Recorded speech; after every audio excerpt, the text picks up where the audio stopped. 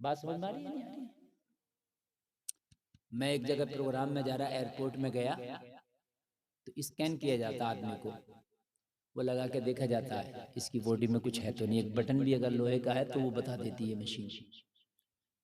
मेरे आगे एक सरदार गया यार, इतनी बड़ी पगड़ी बांधे हुए था, ऐसी लगाई मशीन, ऊपर से उसे अंदर भेज दिए। मेरी एक जरा सी टोपी लगी थी, ऐसी टोपी, ये ऐसी टोपी होती है, ऐसी का टोपी उतारो, टोपी उतारो, उतार के मशीन लगाई जाएगी, टोपी दिखाओ। मैंने कहा यार अभी मेरे सामने जो गया, मेरे आगे जो गया, उसकी इतनी बड़ी पगड़ी है, अगर छिपाने की बात है तो टोपी में इतना नहीं छिपेगा मटेरियल जितना इसमें छिप जाएगा, पगड़ी क्यों नहीं उतर पाया? तो उसने जवाब दिया मौलाना उसका कोई उतारता नहीं, इसलिए हम भी नहीं उतार सकते। तुम्हारी पहनते कितने हैं, कितनी पहनते हो टोपी? मैंने कहा हम पहनते। बोले तुम्हारे पहनने से क्या हो रहा है, परसेंटेज बताओ तुम्हारी कितनी है टोपी पहनने की। तुम जब खुद उतार देते हो तो हम उतरवा रहे हैं तो क्या परेशानी है? वो तो उतारते ही नहीं। आदी बना दिया उन्होंने लोगों को, आदी। तुमने आदी नहीं बनाया, तुम तो अपने आप को छिपा रहे हो। मुसलमान टैटू बनवा के, मुसलमान नौजवान हैं हाथों में तागे पहन रहे हैं, हाथों में तागे ऐसे बन के दिखा रहे हैं मुसलमान कि इनको देखने में लगता ही नहीं कि ये मुसलमान है या गैर मुस्लिम है। नौजवानों की ऐसी शक्लें सूरतें बनी पड़ी है। लोगों अपने दीन को सीखो, ये दीन सच्चा है इसलिए अभी तक बाकी और जिंदा है, वरना दीन को जितना हमने अपने घरों से निकाल दिया, दीन से जितना हम दूर हो गए, अल्लाह की कसम दुनिया से मिट जाता, लेकिन ये इसकी हक्कानियत और सच्चाई है जो अब तक जिंदा है, सुभान अल्लाह, वरना मिट जाता है। खुदा की कसम दीन मिट जाता। हर आदमी देखो अपने दीन की प्रचार कर रहा, अपने मजहब का हर आदमी।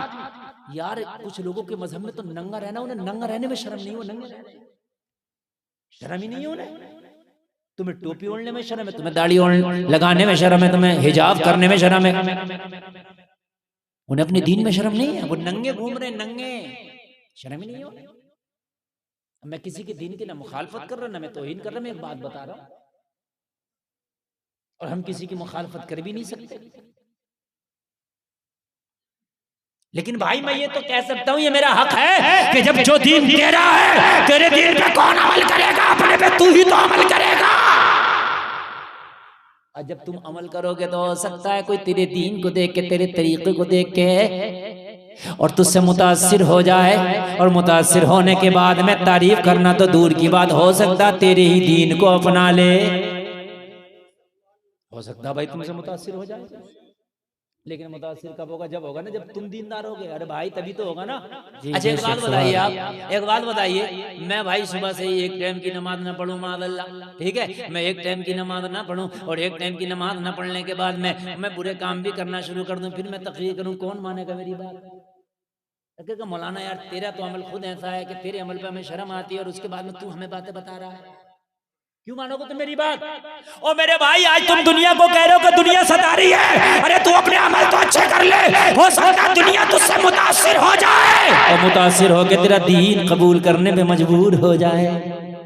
बेशक, सुभान अल्लाह, सुभान माशाअल्लाह। अरे भाई सब खड़े होकर खाना खा रहे हैं, तुम भी खड़े होकर खाना खा रहे हो। आज एक बात सुनना बड़े प्यार से, आज मैं तकरीर नहीं बल्कि ट्यूशन की क्लास चल रही है मेरी, सुन लें आप, तकरीर नहीं आज ट्यूशन की क्लास सुन लें आप।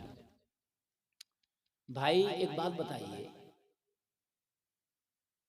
जब एक चीज मार्केट में आई नहीं तो हमें पता क्या ये अच्छी है बुरी है?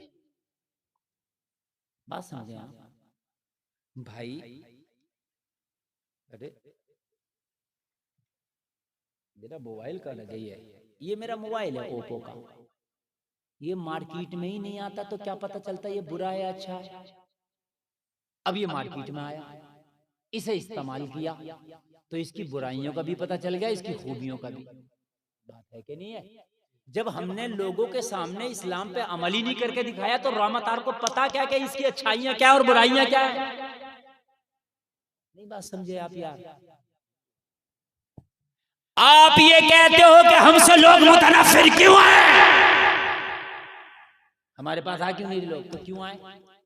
कोई दुकान तो लगाओ अपनी, माल खरीदने जब भी तो आएंगे। लोग शोरूम खोले पड़े, तुमने खोखा भी नहीं लगाया तो तुम्हारे पास क्यों आएंगे? भाई सब खड़े होकर खाना खा रहे हैं, तुम भी खड़े होकर खाना खा रहे हो, सब झूठ बोल रहे हैं, तुम भी झूठ बोल रहे हो, सब शराबें पी रहे हैं, तुम भी शराब पी रहे हो, जो बुराइयां और कर रहे हैं वो तुम भी कर रहे हैं, तो पता कैसे चले कि तुम में अच्छाइयां क्या है? कैसे पता चले? कुरान खुद तो बोलेगा नहीं कि मेरे अंदर ये, मेरे अंदर ये। कुरान को तो हम अमल करके लोगों को प्रैक्टिकल करके बताएंगे कि ये है कुरान। बोलो बात भाई, बात है कि नहीं है? खुदा की कसम अगर हमारी जिंदगियां सही हो जाती तो रब्बे काबा की कसम खा के कहता हूं, मेरे गौसे आजम ने बचपन के आलम में सफर किया, डाकुओं ने रोक लिया और रोक के कहा अब्दुल कादिर सबको लूट लिया, तेरे पास क्या क्या? 40 अशरफियां दे दी। आज का सोचेगा बड़े बेवकूफ थे माज़अल्लाह अब्दुल कादिर, दे दी क्यों दे दी भाई? लेकिन वो चालाक थे। मैंने आलम तसव्वुर ने पूछा है मेरे गौस क्या जरूरत थी 40 अशरफियां देने की? तो कहा नहीं, मैंने सौदा फायदे का किया, मुझे अशरफियां नहीं बचाना थी, उनका ईमान बचाना था।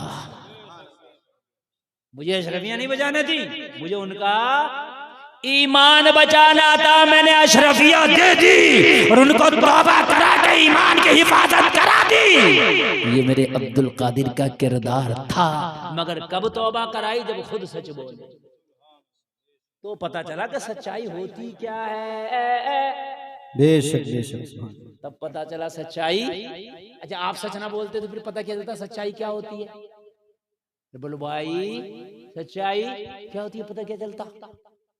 जब खुद सच बोले तो पता चला सच्चाई यार इस्लाम में। तो यही मदद अच्छा है, यही ठीक है, इसी पे अमल करो, इसी को कबूल करो। अरे खुदा की कसम तुम्हारे बच्चों को देख के दुनिया ने सीख हासिल की थी। आओ मैं तुम्हें बताऊं, हजरत हबीब अजमी कल्ला वाले, इनकी बारगाह में एक शख्स आया जो बहुत बड़ा गुनाहगार था, कोई गुनाह छोड़ा नहीं था जो कर न लिया था। अर्ज करने लगा हुजूर,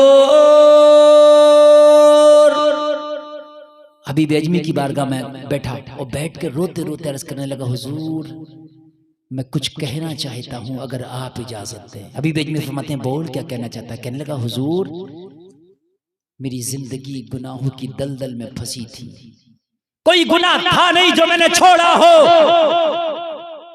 मैंने हर गुनाह कर लिया था। हबीब अजमी ने फरमाया फिर क्यों आया है? हर गुनाह कर लिया था। तो कहने लगा हुजूर क्या बताऊं, गुनाह तो सब कर लिया था, मगर मुझे एक 12 साल का दीनदार बच्चा क्या मिला, उसकी जिंदगी को देख के मेरी जिंदगी पलट गई, उसे देख के मेरी जिंदगी संवर गई। अरे आइडियल बनने के लिए भी तो कोई होना चाहिए। जब हम दुनिया और जमाने के सामने आइडियल बनेंगे ही नहीं तो जमाना समझेगा कैसे कि इस्लाम है क्या? बताना पड़ेगा ना इस्लाम क्या है यार। बात है कि नहीं, बताना पड़ेगा। अब हमने बताया ही नहीं किसी को भी, हमने तो मौलवी में छोड़ दिया, इनका काम है ये बताएं। तो ये बेचारे कहाँ बताएंगे? मस्जिदों में बताएंगे, मदरसों में जलसों में बताएंगे, और ये कहाँ बताएंगे? तेरा अमल बताता पूरी दुनिया को इस्लाम क्या है। तेरा अमल क्या इस्लाम क्या है? जब तेरा अमल बताता तो पूरी दुनिया कहती। अभी दिल्ली के अंदर एक ऑटो चलाने वाले के ऑटो में एक अंग्रेज खातून का बटुआ वॉलेट छूट गया जिसके अंदर हजारों डॉलर थे, लेकिन नमाजी था, नेक था, वो चली गई।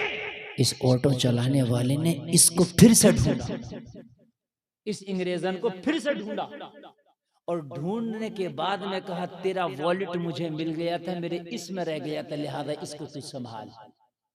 कहने लगी ये इसमें तो हजारों डॉलर तेरा काम हो जाता। कहने लगा मैडम मेरा काम तो हो जाता लेकिन मेरा मजहब बदनाम हो जाता। मेरे मजहब में नहीं है, मेरे मजहब में नहीं है। मैं किसी का एक सिक्का भी बगैर इजाजत नहीं ले सकता, मेरा मजहब इसकी इजाजत नहीं देता।